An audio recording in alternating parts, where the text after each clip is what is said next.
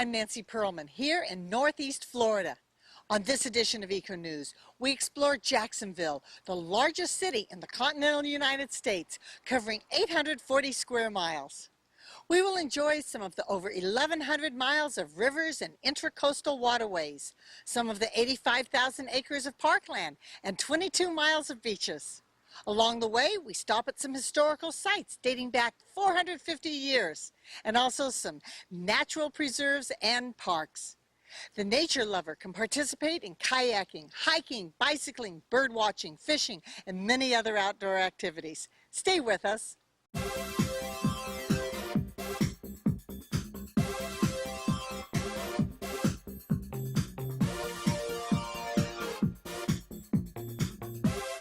Welcome to Jacksonville, Florida. We're up here in Northeast Florida, and this is the largest city in the continental United States of America. I'm Susan Sass with AdLib Luxury Tours, and I'm your tour guide here on our top-to-bottom walking tour. We're here at our General Andrew Jackson statue. General Andrew Jackson is the gentleman after whom our city has been named. He was a wonderful military leader in 1814, having beaten the British in the Battle of New Orleans. And it was one of his Tennessee volunteers, John Warren, who said, why don't we name Jacksonville after our greatest military leader of the day? And that's how Jacksonville got its name. Welcome to the secret tunnel of downtown Jacksonville.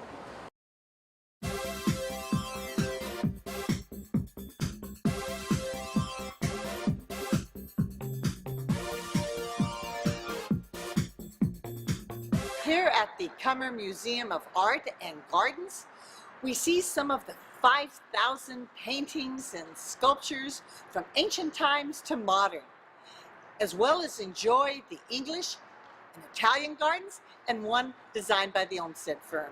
My name is Amber Sesnick, and we're here at the Cummer Museum of Art and Gardens. The museum was founded in 1961 by Arthur and Nina Cummer. She founded the museum with the intent to house American and European art collections. It began with about 50 pieces from her personal collection, along with her gardens. We regularly have about 15 galleries on display, ranging from ancient through contemporary art collections, with special exhibitions that change periodically throughout the year to supplement our permanent collection. So right now we are in the Lovett Gallery that holds our collection of early 18th century Meissen porcelain tableware. It is the third most prominent collection of its kind in the world and the most prominent within the United States. So we're in the Cummer Gardens right now. Behind me is the English Garden, which was the first garden that Mrs. Cummer had designed. It was designed by Thomas Meehan and Sons in 1910. The gardens also include an Italian garden that was designed by Ellen Beadle Shipman in 1931, and the Olmsted Garden, which is an American garden and was designed in 1931 by the Olmsted brothers. Many of the trees on the property were here when the gardens were designed and were incorporated into the design, including a 200-year-old live oak tree, which has a span of 175 feet. Here in the room called Art Connections, we can actually touch the art. Isn't it exciting to be able to not just look at it and learn about it, but to be able to feel it? With me is Ron Wintington with Visit Jacksonville. It's great to be here on the St. Johns River. What are we going to see? We're going to see the Timucuan Preserve. We're going to see Segway tours. We're going to see a plantation from years going back. A lot of history and a lot of the outdoors. A lot of nature. A lot of nature. A lot of nature. You have it. We have it. We have 1,100 miles of interior waterways, 22 miles of beaches. If you want to do it on the water, you can do it in Jacksonville. And driving here, I've already seen a lot of birds. A lot of birds, a lot of wildlife, a lot of preserved reserves. You name. I mean, there's a lot of protected areas here. A lot of ways to get out to nature and see a lot of wildlife. And the European settlements go back to the 1500s. Mid-1500s, right. So we have a lot of cultural history as well. Yeah, the first Thanksgiving technically was in Jacksonville at Fort Caroline. Probably surf and salad, because a lot of the things we think of at traditional Thanksgiving weren't here. But the French did settle Fort Caroline, and we're still looking for the fort, though we will see a memorial where we think it was. So which Indians provided that food? The Timucuan, which Well, is that was what nice which is of what the French named them. So they got the name from the French.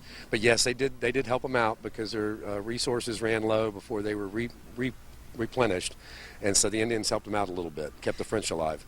And now I can eat fresh shrimp. I see the shrimp boats right behind me. Shrimp boats go out every day. They sell fresh shrimp to the public, but also a lot of the restaurants in Jacksonville and in Mayport, Atlantic Beach, Neptune Beach, Jacksonville Beach, and Jacksonville proper use a lot of fresh caught from the St. Johns River. Fine food, great outdoor adventures, lots of festivals if I stayed around every week. You'd have plenty to do. You'd have too much fun. You'd probably decide to live here, like I did.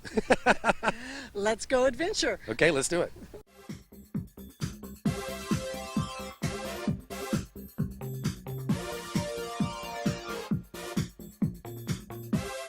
We're on the Mayport Ferry, and we're leaving Jacksonville. We're heading over to Fernandina Beach. We're going to be going to Kingsley Plantation and the Timucuan Preserve.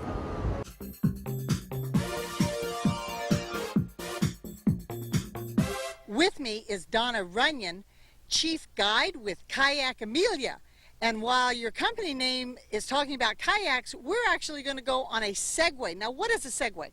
A Segway is basically a human transporter. It was designed to help people get around easier around town, traveling longer distance more quickly. They can ride up to 12 miles an hour. Today on the trails, we're going to be going about 4 or 5 miles an hour. But when we get back, we like to test them out and try them at a higher speed. They're very maneuverable, much easier to maneuver than a bicycle out here on these trails. Guys, here we go. We're going to go ahead and hit our trail system. You guys can just ride right behind me. So welcome to Fort George Island. This is a historical cultural park here. Timucuan Native Americans were living here for over 6,000 years. Kingsley Plantation was here over 200 years ago. We also have our beautiful Rabot Club here. The Rabot Club was originally designed and built in 1928 by one of Rockefeller's personal architects. Here in this maritime hammock, we have our live oaks and our water oak trees, and what you see, the gray fuzzy stuff hanging in the trees as many of the kids come out, that's how they describe it. That's a Spanish moss. Funny thing is that it's not Spanish, and it's not a moss either. It's native to this area. It is native, and it's actually a sign of a really healthy ecosystem. So we're lucky to have all this Spanish moss here.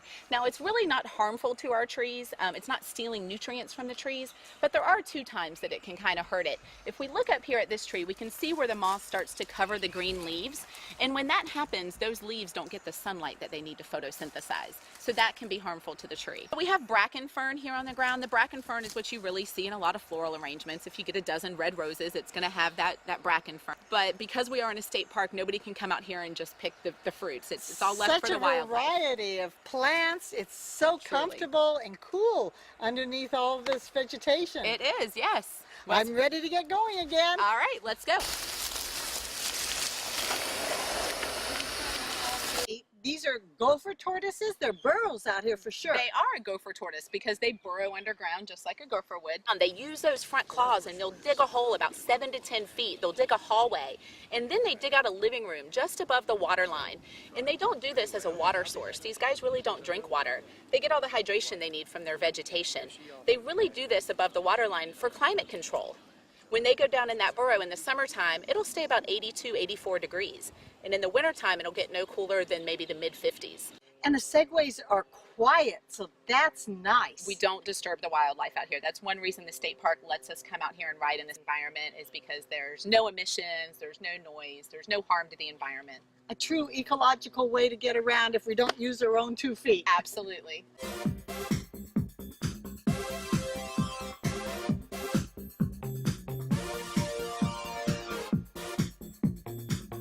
You demonstrate how cotton is collected and how you take the seeds out? Here at Kingsley Plantation, we show the entire cycle of cotton, from growing it in our garden to picking it, feeling the husk, the boll, the parts of the plant, all the way through ginning and processing it. Trying to demonstrate the work done by the enslaved people here, the importance of this cash crop to Florida's economy and the world. Sea Island cotton itself was a luxury product. Having long fibers, it was used for lace, fine ladies' clothing, even fishing nets. Behind us is the mansion. It's over 200 years old. It's made out of wood, but I see the slave quarters made out of some shells. What's the difference? The shells have lasted a lot better. People who arrived here, they were seeking to build slave quarters. Most often, slave quarters were built out of the cheapest, most readily available materials, which was often wood.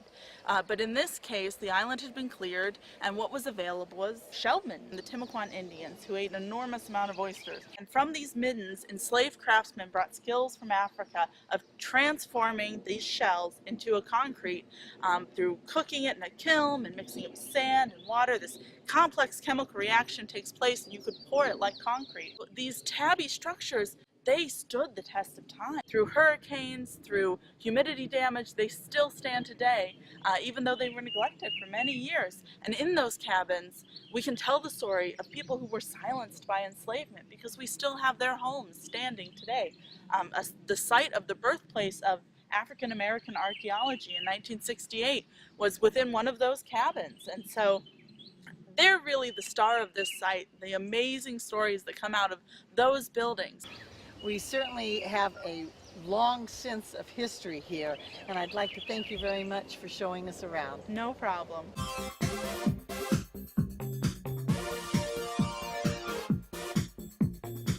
Welcome to Timucuan Ecological and Historic Preserve here in Jacksonville, Florida.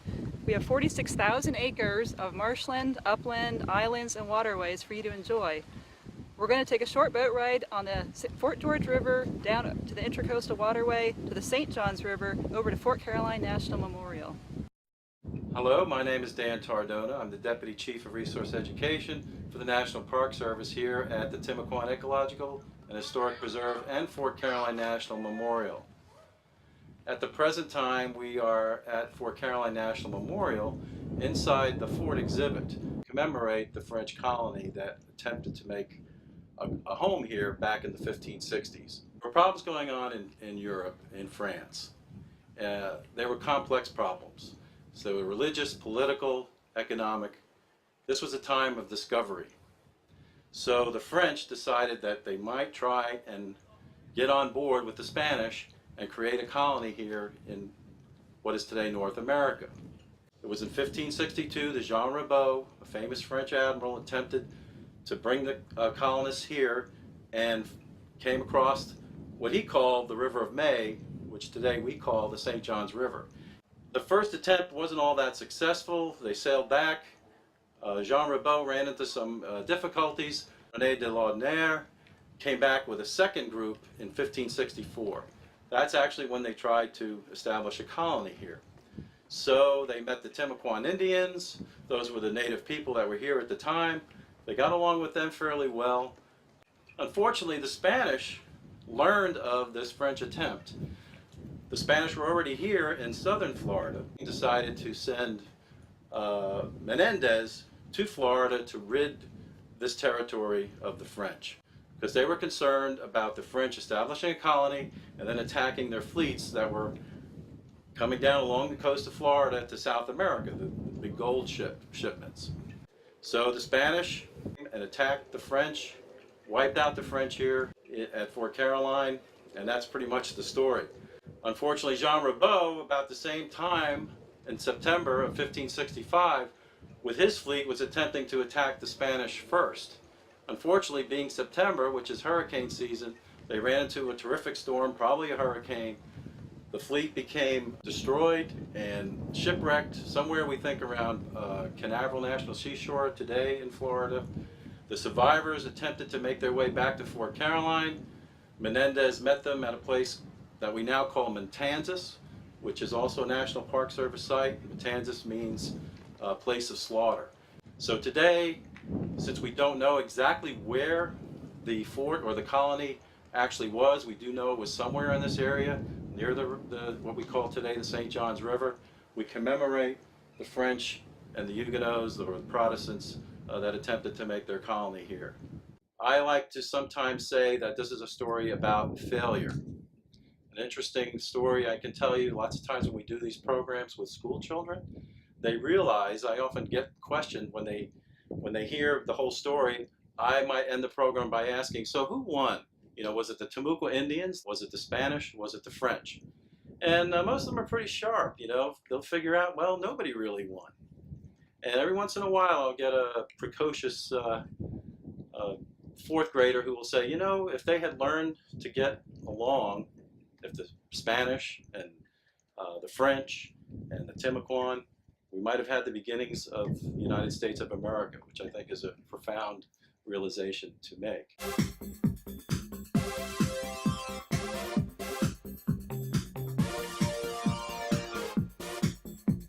Hi, my name is Allison Conboy. I'm a Park Services Specialist at Talbot Island State Parks. And today we are at Big Talbot Island State Park.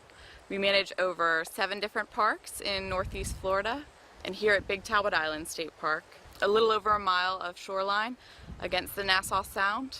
This beach is really unique because we have lots of big oaks and cedars and pines that were once part of this beautiful maritime hammock forest, but over years of wave action and wind energy, they've actually eroded down into the shoreline, and we have a 20-foot bluff. So now we have these huge skeletons of old trees just lining our beach.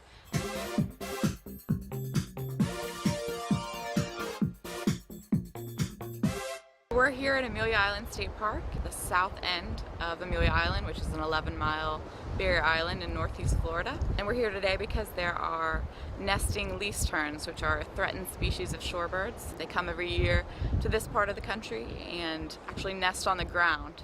They don't build nests in trees. And because of that, they're susceptible to trampling or intrusion by beachgoers and visitors. So during this sensitive period while they're having their babies, raising their young on the ground, on the sand, we actually will close off a portion of the park to cars and pedestrians to minimize any conflict with visitors and the birds. For our next journey, I'm going to join Captain Tom Bonet with Seahorse Charters to have a boat ride through the Intracoastal Waterways. Permission to board, Captain? All right. Hello there.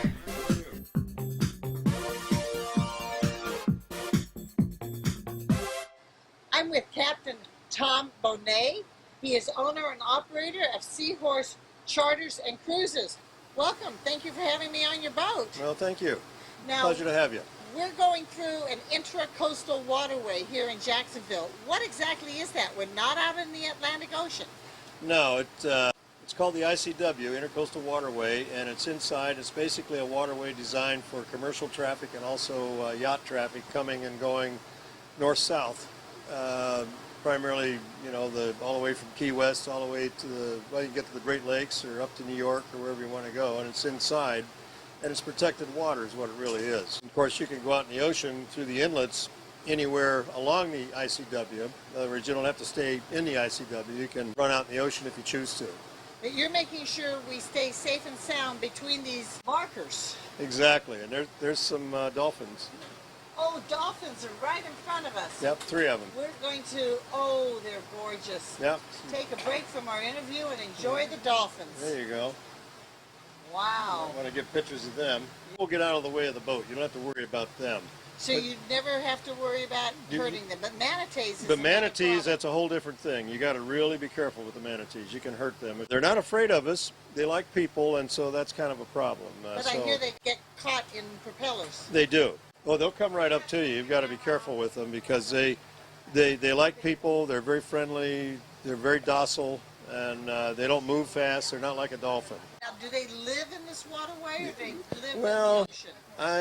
I think they come and go. They come in here to feed. There's a lot of bait fish and fish that they'll eat, but then they go out into the ocean. They're salt water, but the water here is brackish. It's a mixture of fresh water and salt water, so they can come in here for a while. But the dolphins normally won't come up to park boats as much as they will the moving boats, and they'll stay with the boat. They can swim very fast. I've been out in the ocean with the boats and going along at 10, 15 knots, and they just stay right with the boat. They do what they want to do.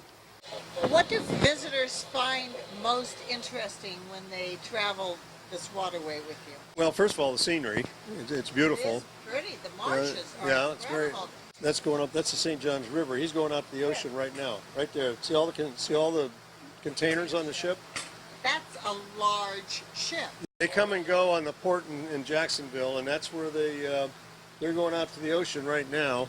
And the river's deep enough. Oh yeah, we're in 21 feet of water, and that thing needs at least 40 feet. What it is they're trying to get some legislation passed, state of Florida, and then of course Washington too, funds that will dredge the channel and make it deeper so bigger ships can come and go out of Jacksport.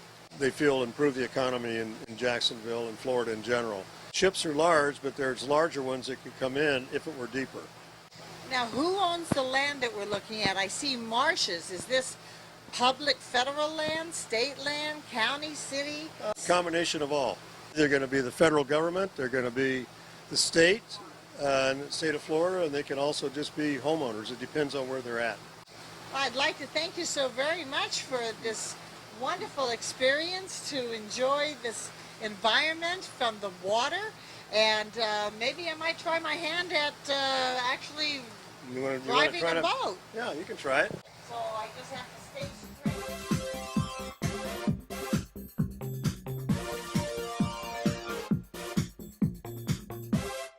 Hello, my name is Ted Peters. I'm the executive chef of One Ocean Resort, Azarea Restaurant.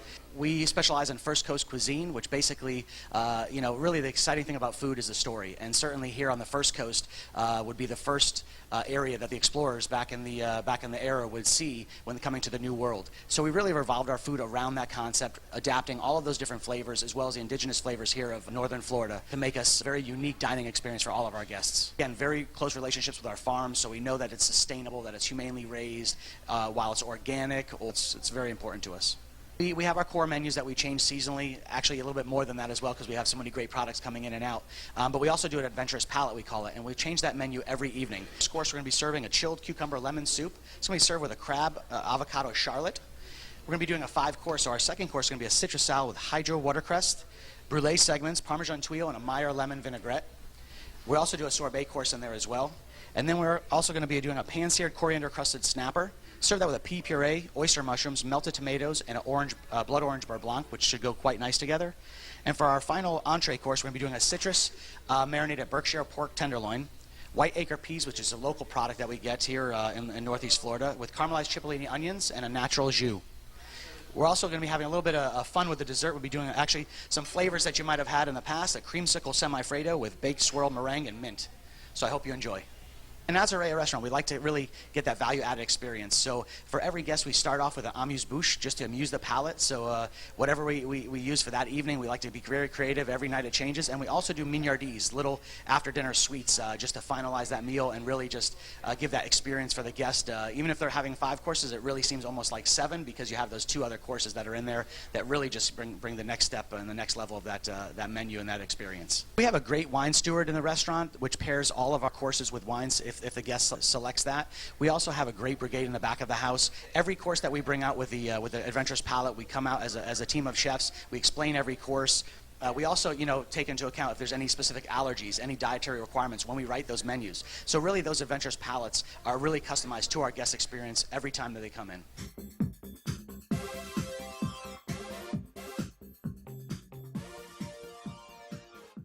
My guest is Wes Grant. He is the general manager of the Palms Retro. Welcome. It's a pleasure to have you with us. Nice to be here. Thank you. I'm staying at this charming little 10-bedroom motel built in 1947, but it has all the amenities. It's up to date, but you have that 1950s feel.